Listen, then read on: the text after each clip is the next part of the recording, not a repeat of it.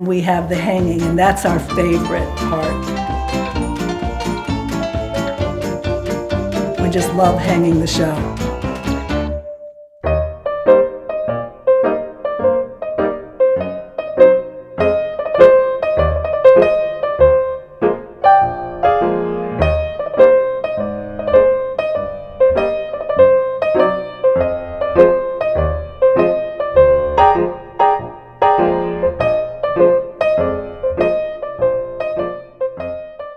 I know I may look as raggedy as a 10-cent mop. And as they say, rumors of my death have been greatly exaggerated. I've been practicing a little thing for over 100 years now, and I believe you call it social distancing. Yeah. Kathy. Yeah. Oh my gosh. Good evening, ladies. I'm a little baffled here. I thought that there was going to be a big social gathering here tonight. Well, we're here hanging an art show to support the library. An art show. We started with tea parties and the library tax. Now we've got an art show. That's lovely to hear. We have had this art show for 48 years. Yeah, this will be the 48th You don't year. say. Yep. 48 years? Not us, but the library. But Well, how almost. long have you two been doing We've been it? doing this since 1990. 1990, we took over taking care of all the artists and hanging the art show. That's very impressive. And is there a lot more behind it? A lot of planning? Oh, good grief. Yes. Months yes. of planning. But this year, because of the COVID virus, we actually can't have any people here. My goodness. So we are going to have a virtual art show. Have you ever had any other, hiccups Well, in the art show in the past? Or is it all just going Like smooth a as major silk? snowstorm. well, actually, during the blizzard, our chairman at the time Yes. was out on the street Aha. in her little black spaghetti strap dress and high heels trying to convince the local police not to shut us down. That was one thing. All I have to say is I've never heard of a spaghetti strap. And if How about the panels, Pam, when the panels fall down? Oh, yeah, there are panels Fell that fall down. down. So I assume a lot of these artists, these fine artists that you're hanging their work, I assume they're from the area or from a large area around. In We have Massachusetts, New York City, New York City, New Jersey, Maine, New Jersey, and occasional artists from all over the Massachusetts. country. Well, what do your neighbors think of this? This party is usually the kickoff of the holiday season for the town. Everyone wants to be loves to come to the party, the opening party. So Yes. these artists, I assume some of them are still walking around. Well, Yes, we are we at the are. moment. Ah, we're two of them. You're two of the artists. Well, I would love to meet some of these artists. How'd you like to meet four really prominent artists that live right here in Reading and see their studios? I might be able to see them in this virtual way. One of the artists is Jimmy Grashow. He is sort of the grandfather or the granddaddy of Mark Twain Art Show. He's exhibited every year, and he does cardboard monkeys, woodcuts, big wood sculptures, balsa wood sculptures of big floral arrangements. He's amazing.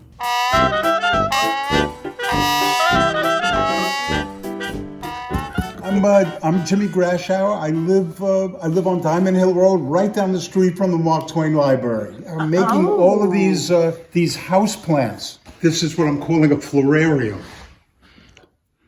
Here, I built these giant dancers, so they move back and forth. These are fish. Here's one monkey, one cardboard monkey. There's a monkey like this, I think, that sits at the library reading a book. 80 monkeys are going to come back to the studio and wreak havoc here, I guess. I've done this project of dancing monkeys that have just been turned into bronze. Unbelievably beautiful, lyrical, dancing, highly evolved monkeys. So here, let me show you what else. This is a wall of woodcuts. Actually, I did a show of all the stuff that I did in the rock and roll era. Here's cardboard pheasants, everything made out of corrugated cardboard and twist ties. So I think an artist is defined I think an artist is defined not so much by subjects that they do, but by the materials that they use. Everything you can see, I work with cardboard, I work with wood, I work with paint, I work with everything. I love, most of the stuff that I did was sort of ephemeral, made out of papers and maybe the papers and stuff, but recently I've done stuff out of bronze. So here's a piece that I'm doing, a new project. There's a guy praying inside. It's all going to be made and carved out of wood. So I'm carving that now. It's carved out of wood called basswood. As the project goes, it gets quicker and quicker and quicker until you're in the vortex. And that's essentially what you live for. Ever since I was a little kid, I was, after you say, who is an artist? And maybe there's one little kid that raises his hand. So I'm that one little kid, I love being an artist. Anyway, the Mark Twain Library is a fantastic place where the entire town meets. You get to see everybody, get to talk to everybody, get to see the artwork of all the artists and the magnificent people that live in this town. You'll also be meeting Babette Block, a very good friend of mine and a supporter of the library. She works in laser cut stainless steel. She's a sculptor, a phenomenal artist, shows her work all over the country, and I'm sure you'd have so much fun seeing her studio. Babette Block.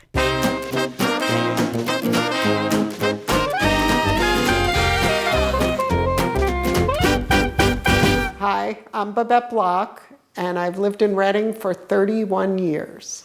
Living in Reading has really inspired a lot of my work.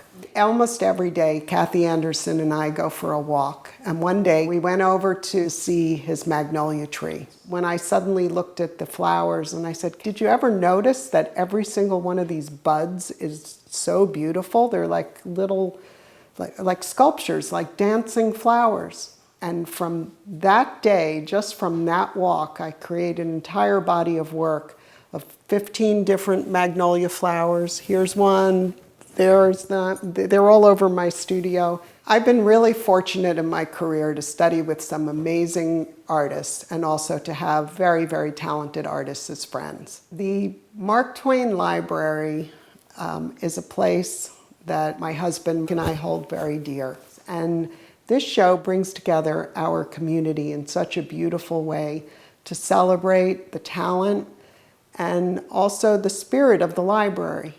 And I just want to say to you that when you look around and try to find something that you'd like to buy in order to support the library, not only are you supporting the library, but you're also supporting your community of artists that live in Reading or in neighboring towns. And when you bring that piece of art home, I hope that you see it on your wall or sculpture in your home, and realize that you are part of a very, very vibrant community.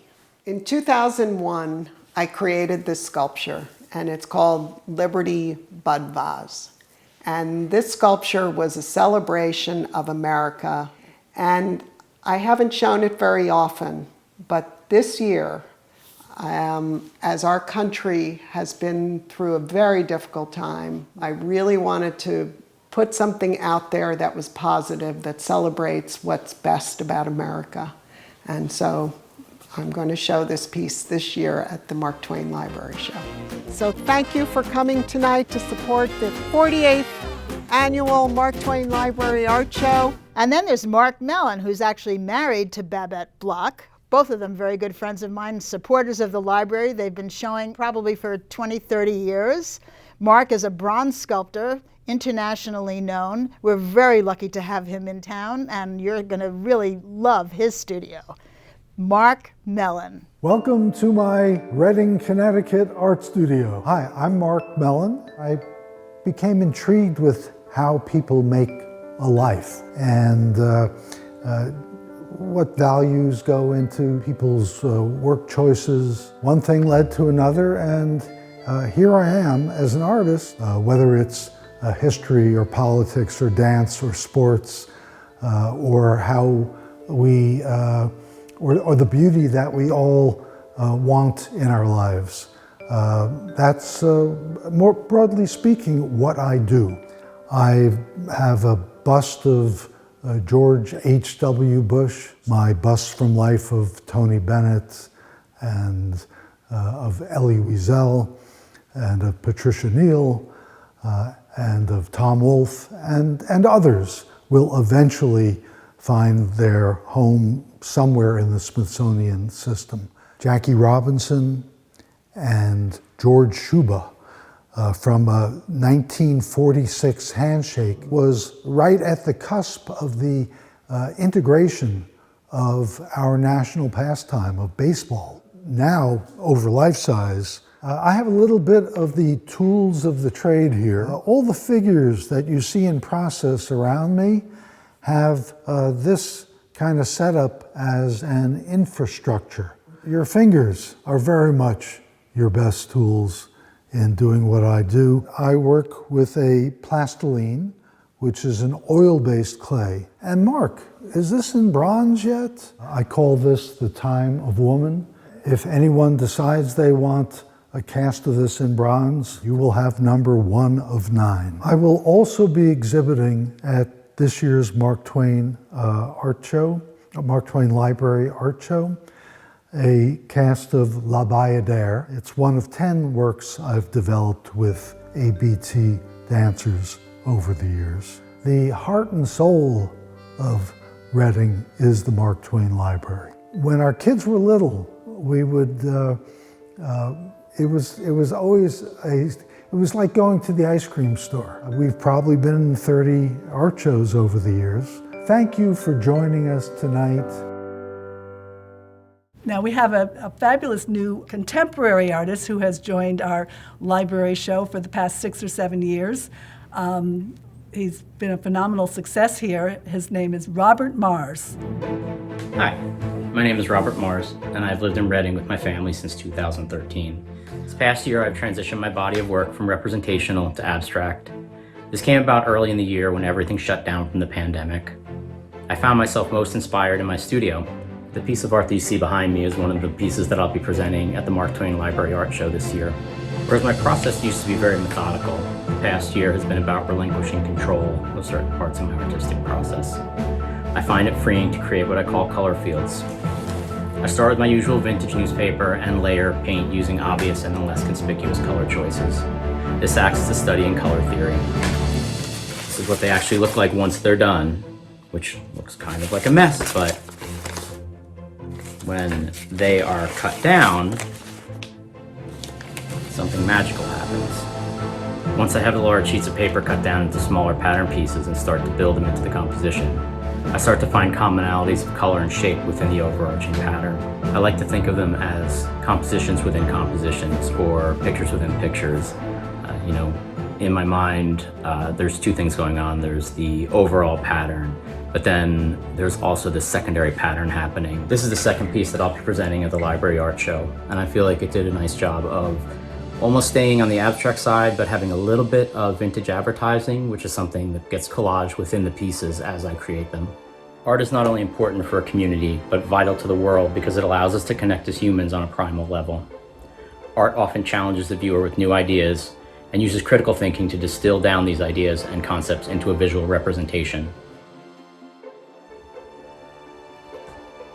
Art has been used for protest and celebration. It has questioned the status quo with the intention of connecting as opposed to dividing, and has given voice to marginalized communities who might otherwise be voiceless. First and foremost, my work is informed through documentation of the world around me and how the past has a direct correlation and influence on the present.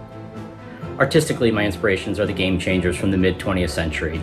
From the contemporary art side of things, my interests lie in street art and graffiti styles. I've been involved with the Mark Twain Library Art Show since 2013. My favorite part of the Mark Twain Library Art Show is that it enables library patrons and art collectors to understand the creative energy that exists within our small town. And the show acts as an overview of the multiple creative disciplines and artistic styles that are being created here. So this year's show was juried by Tony D'Amico, a wonderful artist who lives in Florida. And wait until you see the work he picked. It's just fabulous. This Tony D'Amico fella who's judging this show, he gets to look at all this art and decide which ones are going to hang in the Mark Twain Library Art Show. I kind of envy him for that. Hi, my name is Twain and I had the honor of judging the entries for this year's annual Mark Twain Library Art Show. Let me just say that jurying is not an easy task.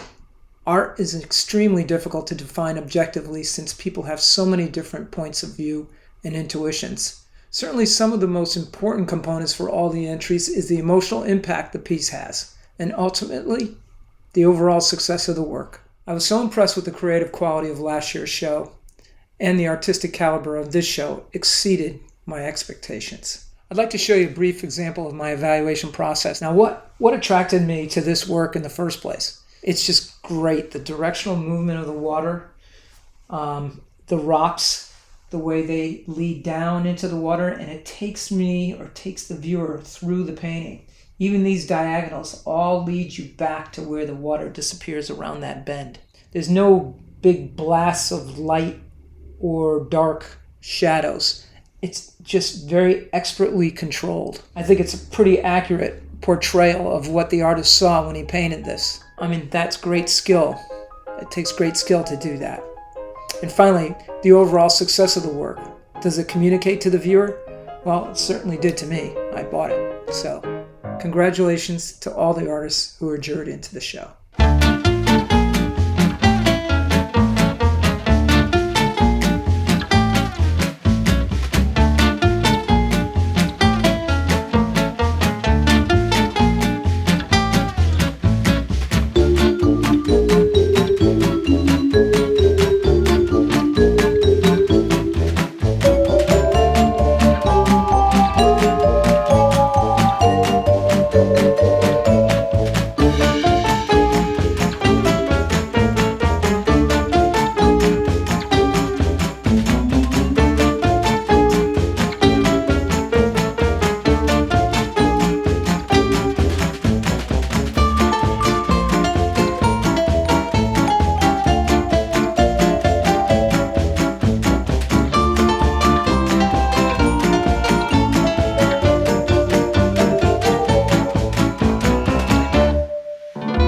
Well, Pam, another well-hung show. When I first started and Pam first started with the show, I'm pretty sure it was mostly local artists. And since then, it has grown and grown. We've had really renowned artists, very, very established artists that show in galleries all over the country. And we're so lucky to have so many artists that donate to our silent auction 100% of their proceeds, which is an amazing thing for the community.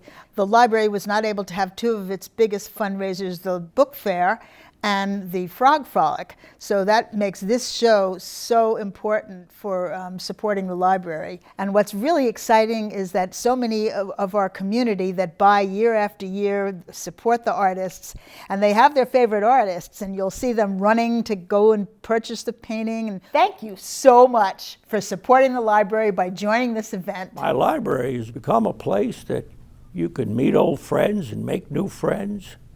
You can read, you can study, you can even grab a coffee. Reading should be very proud to have this library. And it tickles me, always has, to be the founder. This is the art show from 1998. There's the original building. Oh my goodness. Look at this. All these people in the community, benefactors, patrons, keeping this library alive and thriving. It's always what I wanted. I picked this year, maybe for a divine reason, to show up, to thank all the volunteers that work so hard, even when the party is not going to be happening in this beautiful rotunda, but will be happening online. So this year is different, not only because I chose to make a visit. It's different because more than any other year, the library and its incredible history of fundraising is ever more dependent on you to participate, to enjoy the art show, to buy a painting, which of course is more than buying a painting or a sculpture or a drawing. It is helping sustain this library. When I was building Storm Field, I once wrote, "It takes a world of labor to build this place." Well, to build this library and to sustain it, it takes a world of community. And that community is you. I look forward to seeing the art show that you're about to see. And if I can find a little money in my pocket, I may even try to buy a piece myself. So enjoy the show and contribute as best you can. Thank you. Welcome to the show. You know what I mean? Welcome to Mark Twain Library Art Show, and just enjoy. Thank you very much.